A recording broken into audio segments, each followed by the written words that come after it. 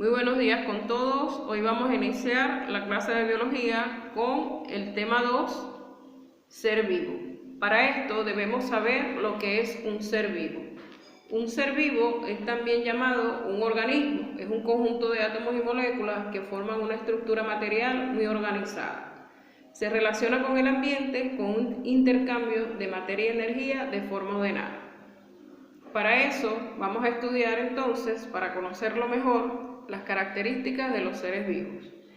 Pues tienen una organización compleja, reproducción, evolución, crecimiento, homeostasis, relación, metabolismo. Estudiaremos entonces la primera de las características, que es organización compleja. Los seres vivos son cantidades limitadas de materia. Puede ir descomponiéndose en partes pequeñas hasta llegar a niveles que solo pueden observarse con el microscopio. De igual forma, los seres vivos interactúan entre sí con su medio ambiente, formando niveles cada vez más grandes. Estos son los tres niveles: nivel químico, nivel biológico y nivel ecológico. En el nivel químico son invisibles al ojo humano, son abióticos, es decir, ninguno de esos niveles encontramos a un ser vivo. En el nivel biológico van de lo microscópico, la célula, a lo macroscópico, un león. Son bióticos, es decir, en sus niveles encontramos las estructuras que los forman. En el nivel ecológico son macroscópicos, contienen factores bióticos y abióticos. Vamos a estudiar entonces el primer nivel químico, que está compuesto por bioelementos. ¿Qué son los bioelementos? Son aquellos elementos químicos que forman parte de los seres vivos, por ejemplo, el carbono, hidrógeno, oxígeno, nitrógeno, entre otros. Estos bioelementos van a conformar biomoléculas simples, que son las moléculas vitales para los seres vivos. Entre estos tenemos el agua y el anhídrido carbónico. Las biomoléculas se van a conjugar y van a conformar las macromoléculas, que constituyen la unión de biomoléculas. Entre estos tenemos las proteínas, vitaminas, lípidos, los ácidos nucleicos, que son el ADN y el ARN. Seguidamente, los virus son asociaciones supramoleculares. Cuando se unen y trabajan juntas, las macromoléculas forman estas asociaciones supramoleculares. Ejemplo de estos, el virus, la mitocondria y los ribosomas. Seguidamente estudiaremos el nivel biológico. El primer nivel biológico es la célula, que es la unidad anatómica, fisiológica, funcional y genética de todos los seres vivos. El conjunto de células va a formar a los tejidos, que se asocian para desarrollar actividades especializadas. Los tejidos van a conformar a los órganos, por ejemplo, el corazón, el estómago y el cerebro. La agrupación anatómica y funcional de diferentes órganos se le denomina sistema o aparatos. Estos van a conformar entonces el aparato del individuo, sistema digestivo, respiratorio, nervioso, entre otros. El individuo como tal entonces va a estar integrado por los sistemas y los aparatos. Ejemplo, la vaca, el león y el árbol. Estudiaremos más de cerca el nivel ecológico. El primero en el nivel ecológico es la población, que es un grupo de individuos que viven en un área específica y que comparten características similares. Ejemplo, una banda de palomas, una manada de osos, entre otros.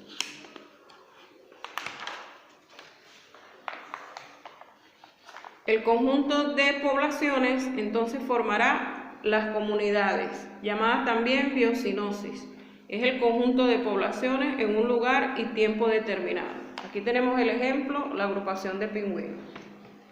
Esta comunidad va a formar entonces lo que nosotros conocemos como el ecosistema, que es la unidad biológica de la ecología, es la relación entre los seres vivos y su medio ambiente. Aquí tenemos una pradera africana. Esta está llena de jirafas, elefantes, cebras, entre otros.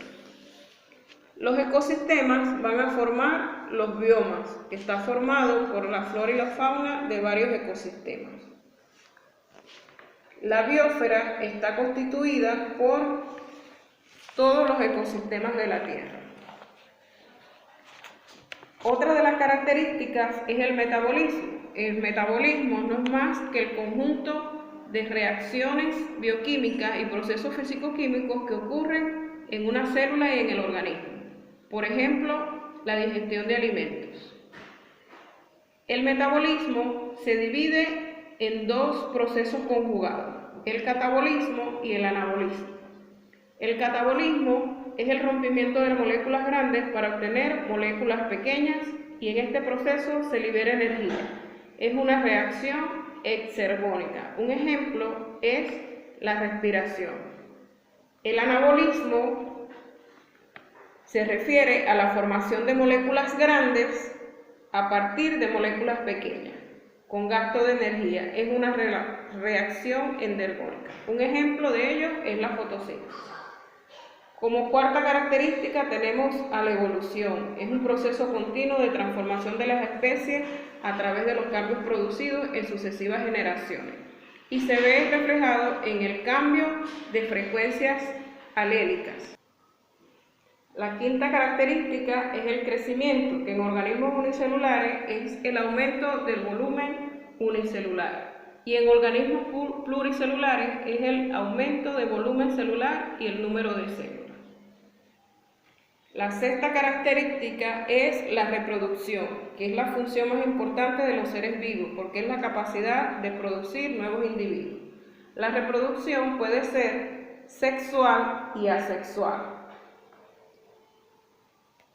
La reproducción sexual interviene en dos progenitores, se requiere de dos gametos, el óvulo y el espermatozoide.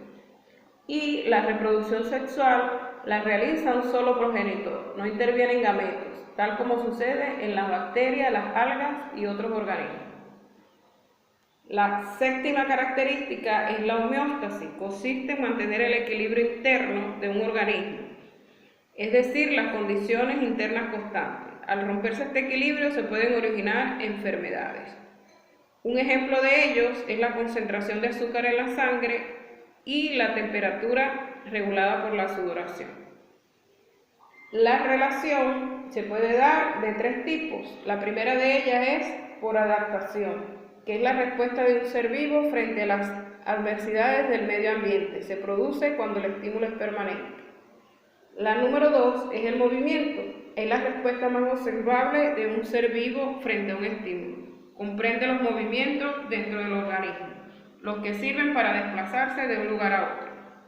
Ejemplo, el movimiento de un caballo. La tercera es irritabilidad. Es la respuesta apropiada de un ser vivo a un estímulo momentáneo. Un ejemplo de ello es el ladrido de un perro. Dicho esto, podemos entonces trabajar en clase la siguiente práctica.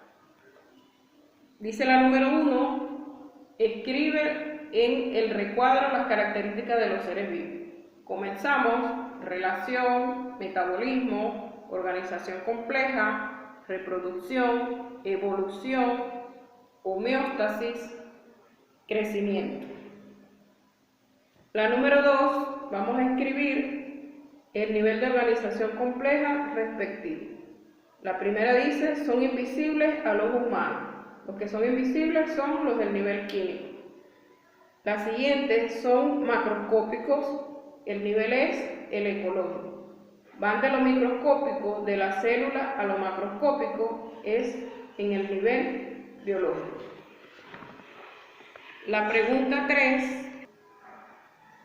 La número 3 se refiere al metabolismo, que se divide de la siguiente manera: A, catabolismo; B, anabolismo. Vamos a completar acá entonces adecuadamente en la número 4. Dice, el proceso continuo de transformación de las especies a través de los cambios producidos en sucesivas generaciones. Eso se refiere a la evolución. La número 5, la reproducción sexual, se diferencia de la reproducción asexual en que la reproducción sexual se lleva a cabo entre dos progenitores e intervienen gametos. La número 6, la concentración de electrolitos de azúcar en la sangre y la temperatura regulada por la sudoración son ejemplos de la homeostasis. Seguimos en la práctica y le damos respuestas a la pregunta propuesta. La número 1 dice las características de los seres vivos que le permite acomodarse a los requerimientos del ambiente, cambiando su estructura, funcionamiento o conducta para posibilitar su supervivencia. Eso se está refiriendo a la opción C, adaptación. La número 2, el nivel de organización de una enzima y una levadura es, respectivamente, la opción B, molecular y organismo. La número 3, la reacción de síntesis mediante la que se edifican moléculas complejas a partir de simples se llama, como por ejemplo, es entonces la opción C, anabolismo, fotosíntesis.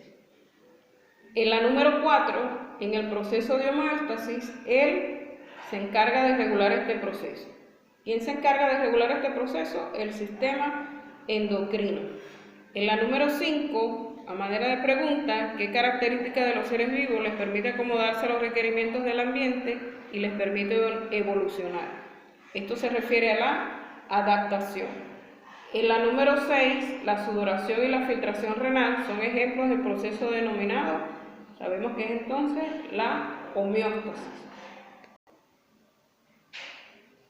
La capacidad orgánica para responder de un modo determinado a los estímulos, tanto internos como externos, se conoce como, es la opción E, irritabilidad. La número 8, el origen y los cambios graduales que experimentan los seres vivos a través del tiempo, se denomina evolución, es la opción C. La número 9, las reacciones químicas que ocurren en un organismo donde son degradadas las moléculas complejas a otras más simples, es la opción C, catabolismo. La etimología significa esfera de vida. ¿Qué significa etimológicamente la esfera de vida? Es la opción A, la biosfera. Movimientos de desplazamiento hacia la fuente de un estímulo que realizan protozoarios, bacterias y glóbulos blancos. Esto se está refiriendo a la taxia. La número 12, el dióxido de carbono y el agua corresponden al nivel de organización, es la opción E, molecular. La número 13, los virus, las paredes celulares, las membranas celulares y los ribosomas son ejemplos de nivel de organización, es la opción E, supramolecular. En la número 14, la enorme biodiversidad y múltiples interrelaciones en el planeta están comprendidas dentro del nivel, acá la opción B, biosfera. Y la número 15, todo ser vivo proviene de organismos preexistentes debido a las características de, por supuesto, la opción C, reproducción.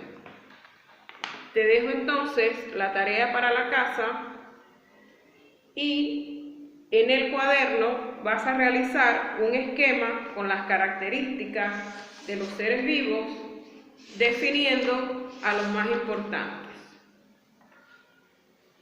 Esto es todo por hoy. Nos vemos en una próxima clase.